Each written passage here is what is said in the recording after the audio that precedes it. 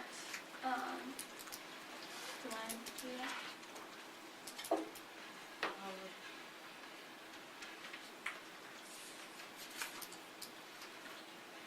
Okay. In 1870, about 25% of the population lived in cities. And then by 1900s, about 40% lived in cities. So you could see that people are starting to live in the cities more because the city was able to provide more than what farmers couldn't do before.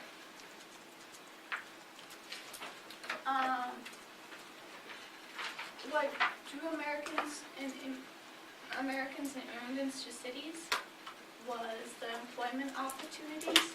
There was more jobs available for people.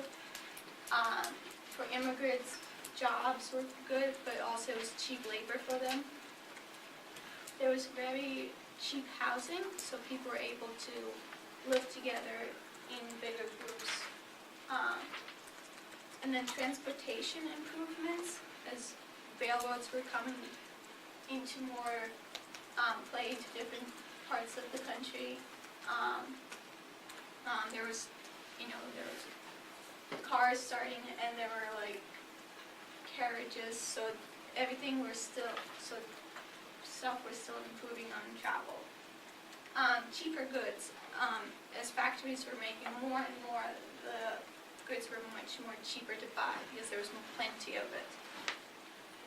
Immigrants, family and ethnics, which that means that a lot of immigrants in the cities, there were sections where Italians lived all together, and then there was all the French people all together, so they had the same family and ethnic groups together, so they lived together kind of when they came over.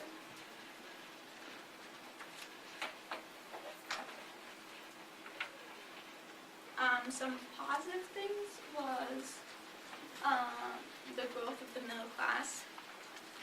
Most of the working class was middle class, so they were able to grow much more than farmers could or other classes. The advancing in technology, as some of you guys said already, the telephone was coming into the phonogram, the whole technology part was starting to grow. And the cities were the most where it all kind of started, and that's where the cities were kind of different than the countryside, because the cities were using all that new technology while the outside wasn't so much. Women advancing. So this is where women were starting to become having employment and education, where they started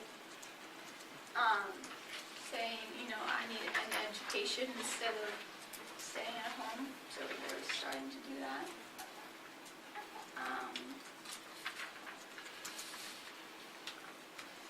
Easier access to schools, hospitals, transportation, public safety, and so those were like easy access in the cities, where you were able to go to a hospital and if you were sick or something.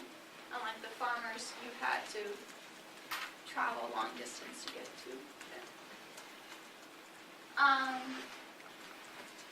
Mass retail, as I said before, was about how the factories were building so much stuff, making so much that sometimes it was overpowering and people didn't buy it, and so it was really hard for them to kind of say how much do we need to make for people to buy.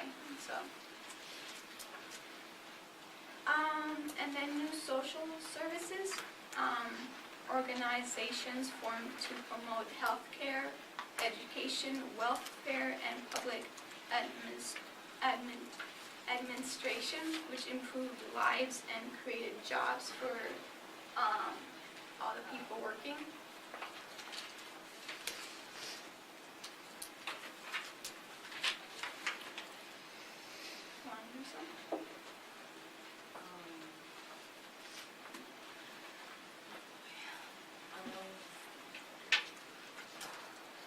things about the cities was poverty and slums, and the working conditions were very poor.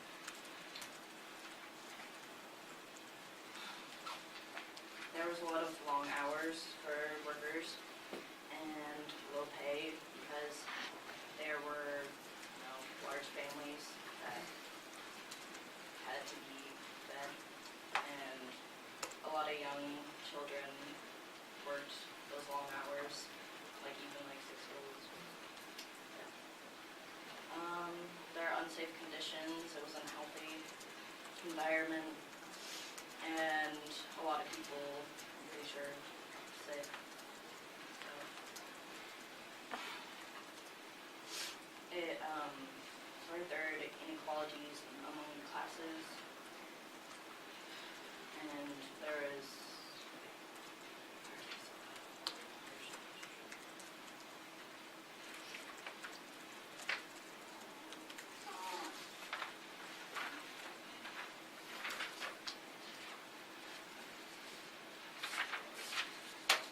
industrialization.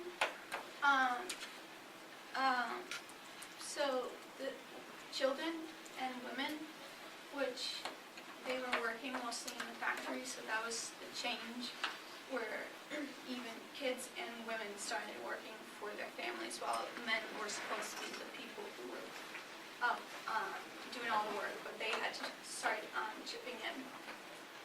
This is, I don't know exactly what it is, it's just, that's a picture of a building that was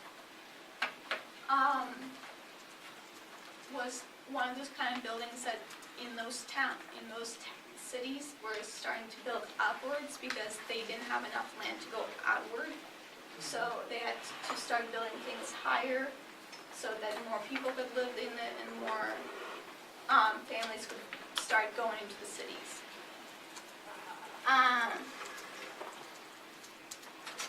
And that is just a picture of the Boston Duck Company in Mass.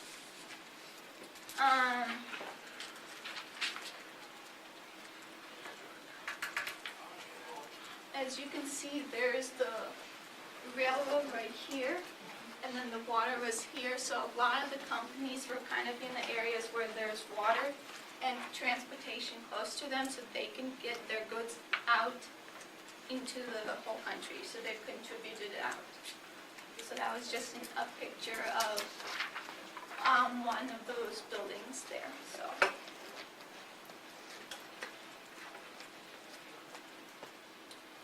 And a lot of the factories are still standing today, but they're not always used, so they're pretty much left there doing nothing. Some are used where there's little shops in them or something, so they're all somewhat left, or they're ruined, or somehow they're used today. So.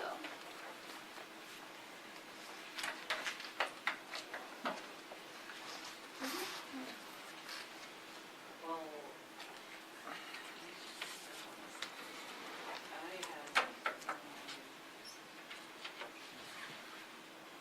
okay. So this is the telephone right here. As you can see, over many years, it kind of changed over the periods of time. And then by the end, it kind of looked like this.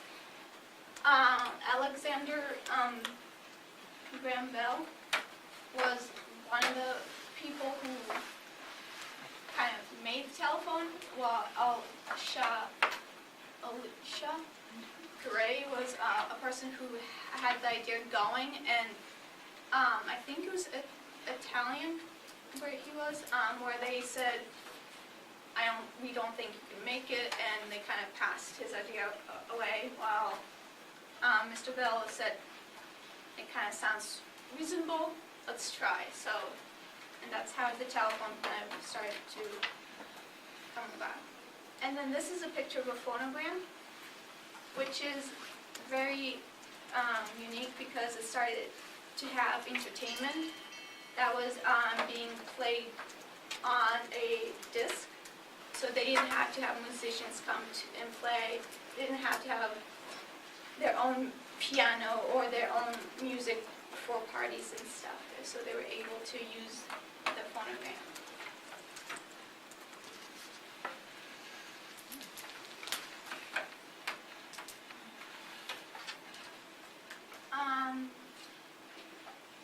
Do you have anything for this, or you?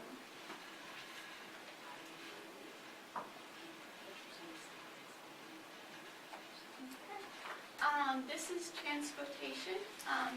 There was a picture of a train, and then the steamboats were still used during this time.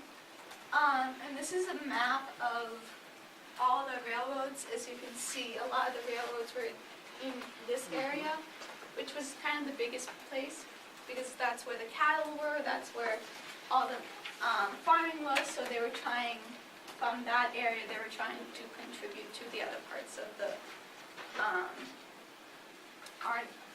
other parts of the country.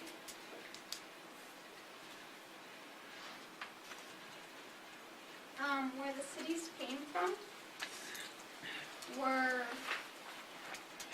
let's see,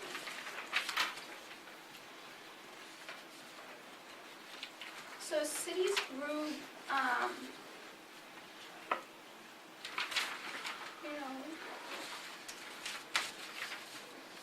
because of water access in inland areas like rivers and canals. Once the steam engine was invented, these locations became accessible and valuable places to come together and move around the goods. The Great Lakes were Cleveland, Chicago, Buffalo, Milwaukee, and Detroit. Ohio River, there were cities in Pittsburgh, Louisville, and then Mississippi River, there was St. Louis. The specific agriculture here, in the way out in the west area, Southern California produced oranges year-round, which was kind of different because in England you weren't able to do that, so they were able to kind of trade. So that was a very kind of start of trading different kind of food than people were used to. As some of you earlier was talking about Chicago, about how it was mostly meat area, about a square mile of, it was more processed plants, so it was about that wide all around. This linked to agriculture in the nation, because it kind of went out, because we had so much, they went all the way out. And Boston was the center of manufacturing plants, which was like factories and stuff, so you would think it was there. And then the railroad hub, because the railroads came into Boston, which became like the biggest city, and they moved stuff along, so that was kind of like their little place. New York and New Orleans, they were shipping centers because New York would have the Atlantic coming in, and then New Orleans had the steamboat and were able to get it from the Gulf of Mexico. So.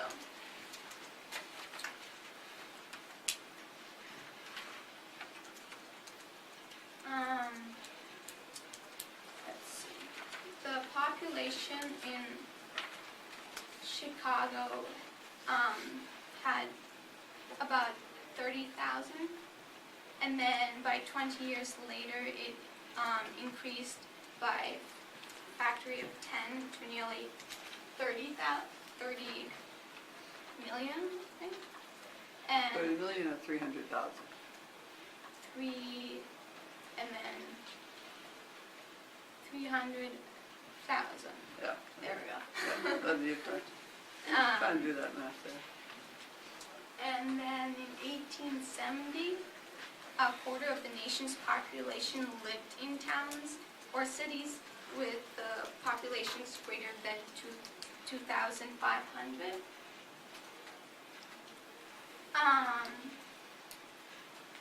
And then in the public services, because of all this growing and stuff, so they had to expand in water, sewers, gas lines, schools, hospitals. So they had to grow as the economy grew, as the populations grew. So they had to improve the cities. And then between 1880 and 1890, almost about 40% of the townships of the United States lost population because of immigrants.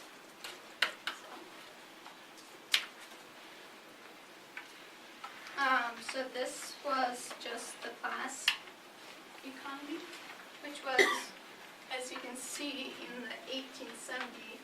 This is about how many people were the working class, while in the farming area, they were after the wage workers, they were the second, third closest. While in 1920, the working class was still pretty high, but the farming, as you can see, went way down. So other ones came into play by all wage workers. So you can see that over time, the population grew, but some of the percentages went down in certain places. So.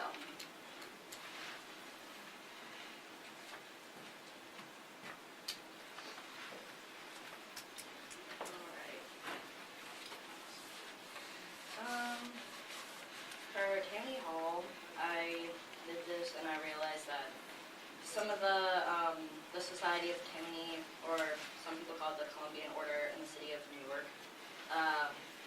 it ranged a little bit in the area of from 1860s to the 1910s, but I realized there was a little bit more before that, and I'm still gonna go into that anyways. Tammany Hall is also known as the New York City Democratic Party machine, and it arose in the 18th century. They actually opened Tammany in 1812, but in 1868 it moved uptown to an ornate new hall near Union Square. Tammany supported the French Revolution and alienated Federalist members, and by, like I said, in the 1790s, which was a little bit earlier, they went a little more towards the direction of Democratic Republican Party.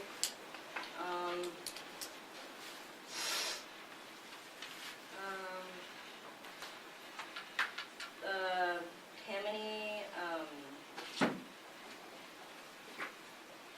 afflicted itself with such people like Aaron Burr, who promoted like Irish immigration rights and male suffrage, public education, etc. And then I have Teddy Roosevelt over here, and he was known as he was the youngest president, I think it was. Hold on, right here. He was the 26th and the youngest president, and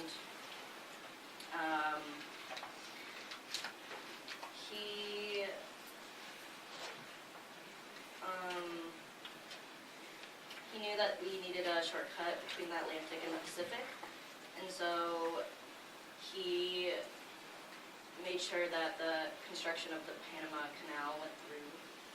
He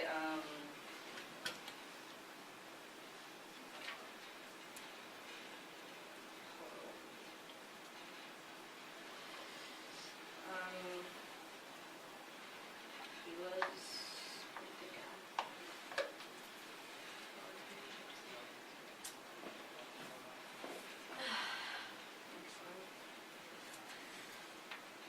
for social. Here,